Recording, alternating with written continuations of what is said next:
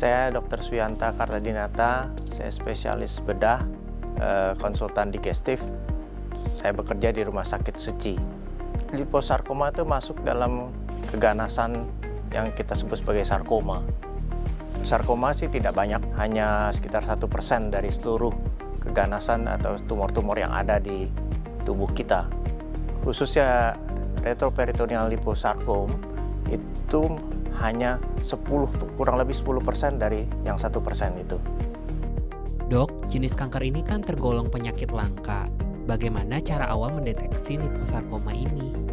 Khususnya yang retroperitoneal liposarkom ini yang susah, karena biasanya terdeteksi setelah benjolannya besar. Frekuensi liposarkoma itu kecil, jadi tidak semua benjolan itu pasti itu suatu kanker atau suatu keganasan. Itu harus diperiksa, makanya itu. Makin cepat diperiksa, makin diagnosa dini bisa ditegakkan, itu tentu kemungkinannya makin baik. Dok, apakah jenis kanker ini berisiko terjadi hanya pada bagian lemak tubuh? Tidak ada bagian yang spesifik yang sering kita temukan. Itu bisa terjadi di mana saja.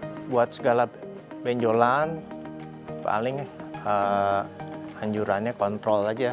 Benjolan yang tidak normal, yang timbul, cepat dikontrol ke dokter untuk mengetahui kira-kira ini benjolannya apa. Kita kalau untuk berbicara tentang kanker itu kita berbicara tentang 5-year survival rate. Khususnya untuk liposarkom itu tidak terlalu baik. Dok, jika terdiagnosa terserang liposarkoma, bagaimana ya pedoman pengobatan yang harus kita tempuh? Setiap ada benjolan itu sebaiknya diperiksakan ke dokter. Benjolan artinya yang dimaksud adalah benjolan yang tidak normal. Itu diperiksakan pada dokter untuk mendapat perkiraan rencana tindakan selanjutnya.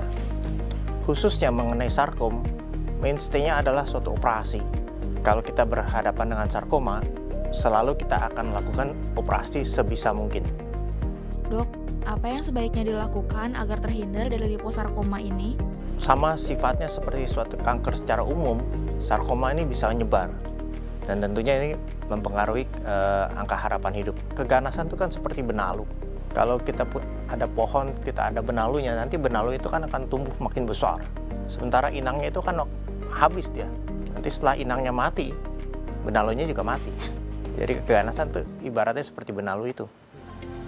Untuk kamu yang mau tahu informasi lengkap seputar kesehatan, psikologi, atau keuangan, yuk saksikan langsung talk show inspiratif kami yakni Bincang Sehati dari Senin hingga Jumat live jam 10 pagi hanya di DAI TV.